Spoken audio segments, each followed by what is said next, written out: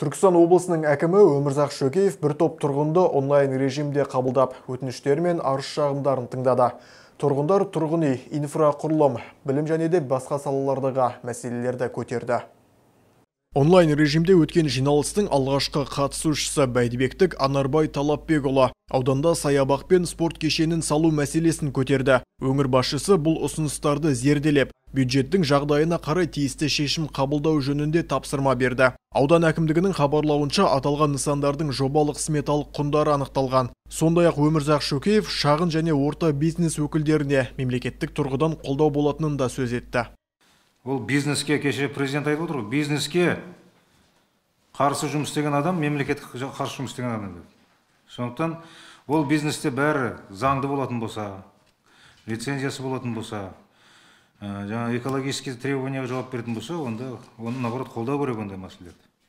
Кентау қаласының тұрғыны Вячеслав Акалаев Кентаудағы Дін Мұхаммед Қонаев көшесіндегі тұрғын үйдің күрделі жөндеу жұмыстарына көңілі толмайтынын, құрылысы тым ұзаққа созылғанын айтып, шағымын білдірді. Облыс әкімі бұл бағыттағы жұмыстар бойынша Кентау қаласы әкімінің уәжін тыңдады. Оның айтуынша 1960 жылы салынған үй толық жөнделіп қабылданған. Тұрғындардың өтініші бойынша мердігер тарапынан қосымша жұмыстар да атқарылған. Өмірзақ Шөкеев тиісті басшылар мен қала әкіміне үйді тағы бір зерделеп, кем-кетіктері болса реттеуді тапсырды. Сонымен бірге жалпы тапсыруға берілген нысандардың сапасын қатаң қадағалап, елге қолайлы жағдай жасау қажеттігін ескертті.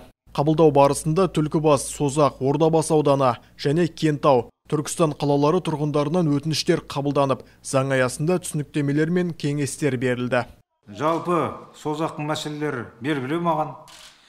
Бірінші мынау жол мәселесі. Мына жерде Ибрагимов Раллан басқарма бастығы отыр. Осы биыл сол жолды бітіру керек. Солай ма? Биыл жол Кентау Шолақ қорған жолын толығымен аяқталу керек. Және сапасын өзі тікелей жауап беретін болды.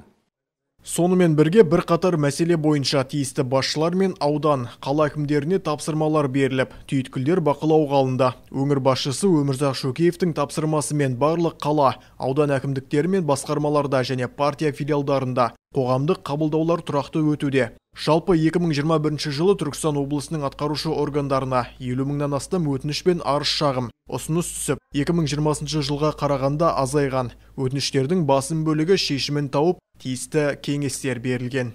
Жантөре Болсымұрат, Мейіржан Ғалымжанұлы, Арт ТВ жаңалықтары.